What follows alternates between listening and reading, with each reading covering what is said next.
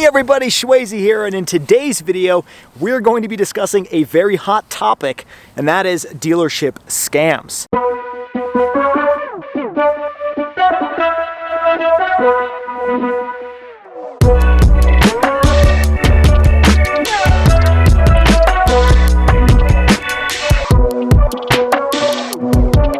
Okay, so I think this topic deserves a little bit of a background. A few weeks ago, a fellow subscriber, a guy who's been following my channel for a very long time, and I'm very appreciative of his support.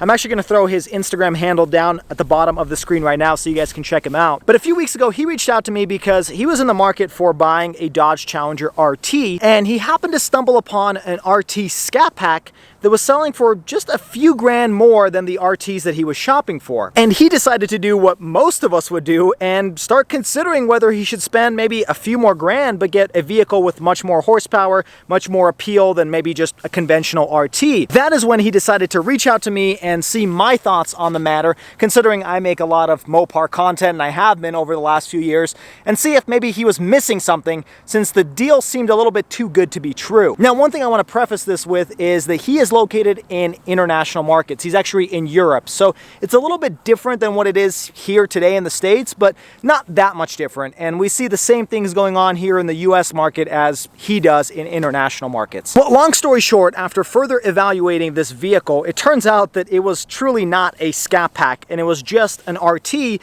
that the dealership was trying to sell as a 6.4 Hemi, and they even tried to do some really tricky things to convince people that it was not just a regular RT 5.7 liter Hemi. So he suggested maybe I make this topic, and I decided, well, I think that'd be a great idea. So in today's video, we're going to be discussing 7 things that you can do as a potential buyer to tell the difference between a Scatpack and an RT. Now, I'm going to be using my Hellcat as an example, even though we're not really talking about Hellcats or SXTs in today's video, because those are a little bit easier to spot the differences as compared to the RT and the Scatpack. Both the RT and the Scatpack pretty much have the same exact name. They both have a V8 Hemi engine, and a lot of the options are very similar. You can get both of them with a shaker, you can get the TA package, the hood pins.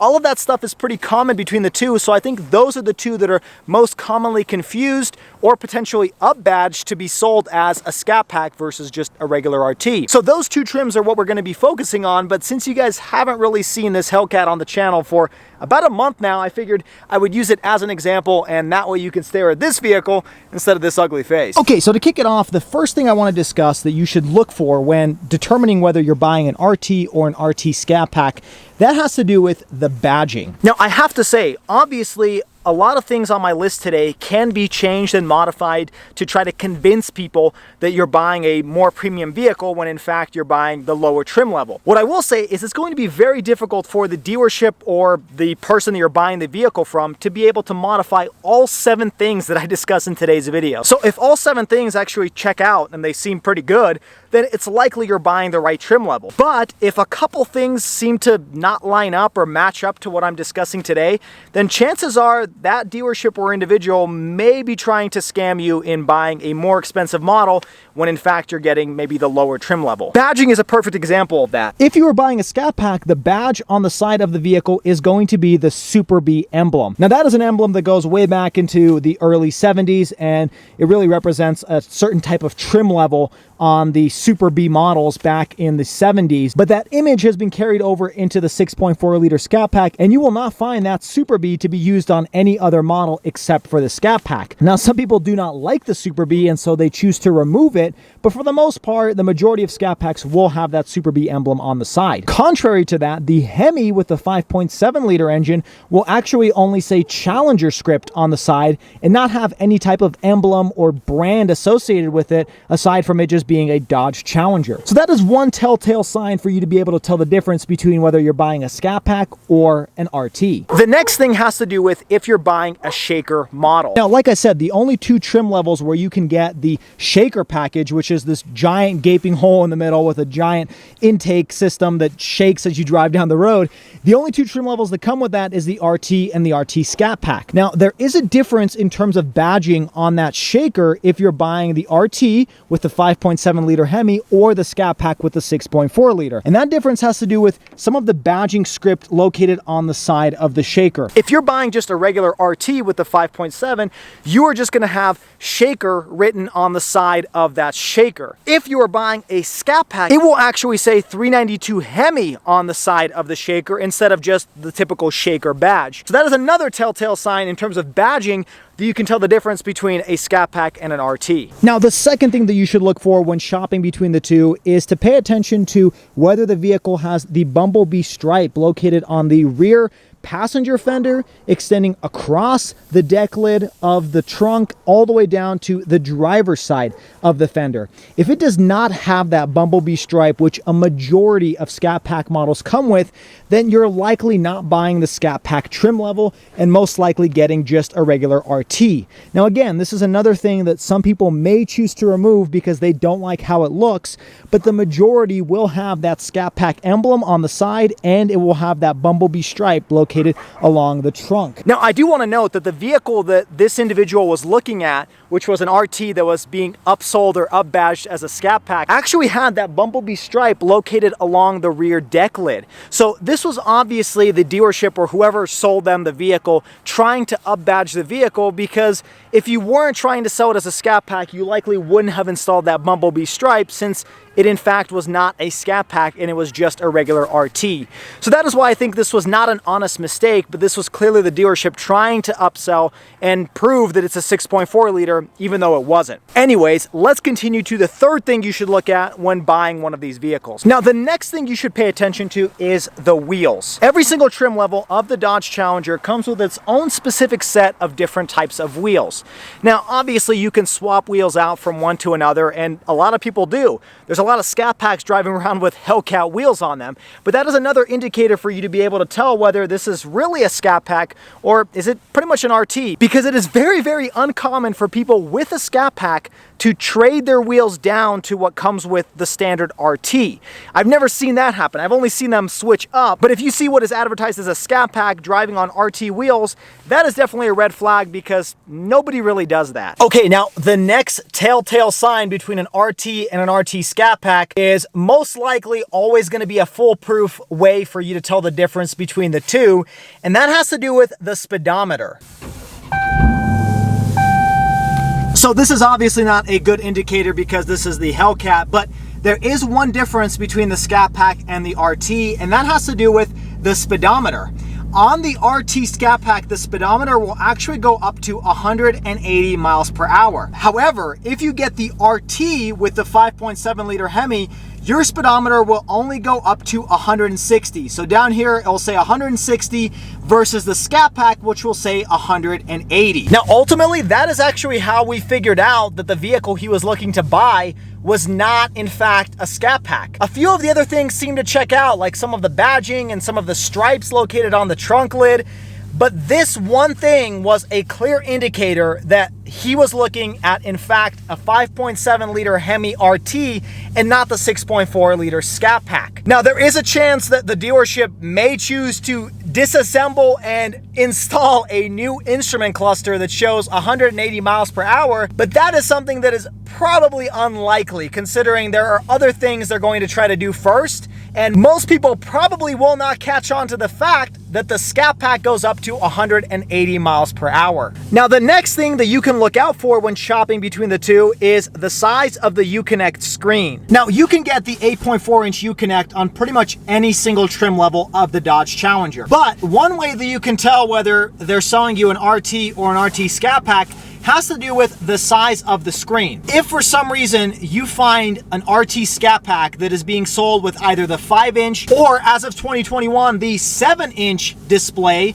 then you are likely not buying a Scatpack. Now, I had a hard time researching this, but I don't believe in any year of the Scatpack you could actually get a screen size smaller than 8.4 inches. You may have been able to get that in the early generation of this model, maybe 2015, maybe 2016, but as of 2021, you definitely cannot buy a screen smaller than 8.4 inches in the Scatpack. But you can still get a smaller screen size on the RT. Now, that's not to say you can't get an RT with the 8.4 inch, but if you're shopping for a Scatpack and you stumble upon a screen size smaller than this, then chances are you probably are not actually buying a Scatpack, but instead probably getting the RT. Now, the next indicator is actually a very important one. And up until, I think, 2021 or perhaps even 2020, you could easily tell the difference between an RT and an RT Scat Pack by just looking at the front bumper and the front splitter. Let me show you what I'm talking about. On most Scat Pack models, they will come with a very similar front splitter as what you see over here on the Hellcat.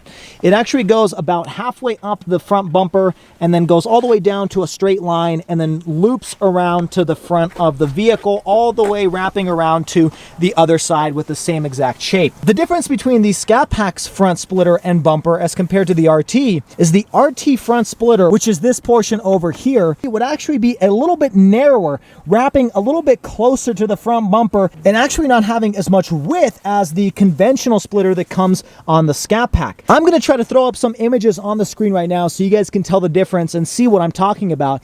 But there is a clear difference between the Scat Pack front bumper and front splitter as compared to the RT, and most of it really comes down to the shape of this front splitter. While shopping for these cars, a quick Google search will really help you out and really help you determine whether you're actually looking at a Scat Pack or if you're looking at an RT. Now, there is a chance that maybe the dealership will swap out the entire front bumper and front splitter of an RT and make it look more like a Scat Pack, but I don't think they're likely going to spend that much money to do that type of investment just to make maybe a grand or two on selling a RT as a Scat Pack. So that's really a very good way for you to tell the difference between the two vehicles. Okay, now for the last point I want to make, we're going to take a look under the hood. Regardless of whether you have the RT Scat Pack shaker or the regular RT Scat Pack, the side of the engine cover will always say powered by SRT. Here it says supercharged because this is the Hellcat, but on every other Scat Pack model, it's going to say powered by SRT on the side of the engine cover.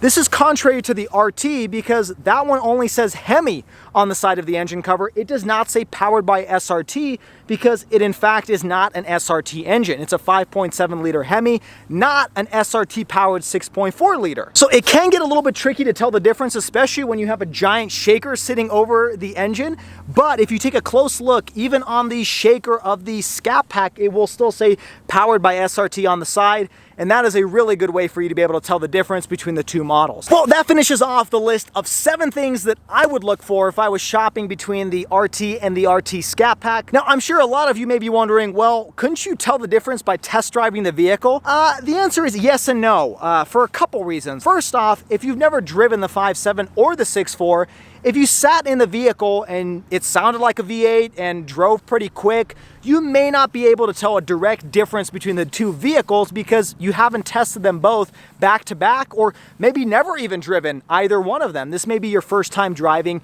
a Hemi engine, and so it may be a little bit difficult to really tell the difference between the two. The second thing I want to point out is the fact that in today's market, it's getting harder and harder to find the exact trim level, the spec, the exact color that you want in the market that you live in. So sometimes you have to go very large distances in order to find the specific trim level that you want, and you may not be able to actually go and see the car and test drive it, so you perhaps might be buying it sight unseen, which is a very risky thing to do, but I have done it before in the past and it's worked out. But you have to know and do your research before you do that, because there is a small chance that you may be fooled into buying a different vehicle. And that is the whole purpose of why I'm making today's video. Now, another thing I will recommend, aside from obviously trying to test drive it if you can, and maybe taking it to a mechanic and seeing what they say, another thing that you can do is, if you do live in a market that does have Carfax or maybe AutoCheck or some sort of platform, to do a quick VIN number search and see what it comes up with. Because the Carfax will definitely tell you what trim level and spec, and potentially even give you the window sticker of the vehicle when it was bought brand new, which will indicate exactly what trim level this vehicle is. If the Carfax report tells you that this was a RT Hemi with a 5.7 liter V8, but the dealership is telling you that it's a Scat Pack with the 6.4, well, I think you know your answer. You're gonna trust the Carfax more than the dealership. But I realize that some markets may not have Carfax or that type of feature, and so you kind of have to rely on your own gut and some of the stuff I've pointed out in today's video. So hopefully you found it helpful. Again, there are things dealerships can do to swap out certain things here and there to make it look more like a Scat Pack, but if it checks off most of the things on the list today, it's likely the right vehicle, and they're probably not lying to you when they say it's a Scat Pack. I'm curious to hear all of your thoughts on maybe your experience and your advice for potential new or used car buyers, and what you've seen that makes the difference between the two vehicles, because I'm sure that will be very helpful for other car buyers. So leave those in the comments below, and I look forward to reading those in the future. And if this is your first time stopping by, make sure you hit that like button and subscribe to the channel for weekly automotive videos. The content varies from minivans to exotic sports cars like Lamborghinis. So I hope you find it interesting as much as I do. And also find me on all of the social media. I'll put those links down in the description below. As always, everybody, I hope you stay schwazy, stay healthy, and have a wonderful day.